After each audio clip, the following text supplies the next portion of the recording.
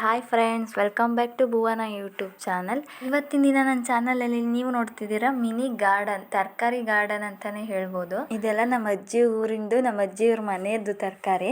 ಇಲ್ಲಿ ಬೆಂಡೆಕಾಯಿ, ಹಸಿಮೆಣ್ಸಿಕಾಯಿ, ಟೊಮೆಟೊ, ಮುಳ್ಗಾಯಿ, ಪಪ್ಪಾಯಿ ಎಲ್ಲ ವೆರೈಟೀಸ್ ಆಫ್ ಇದೆ. ನೀವೇ ನೋಡಿ ತರಕಾರಿ ಗಾರ್ಡನ್ನ ರೌಂಡ್ಸ್ ಹಾಕೊಂಡು ಬರೋಣ.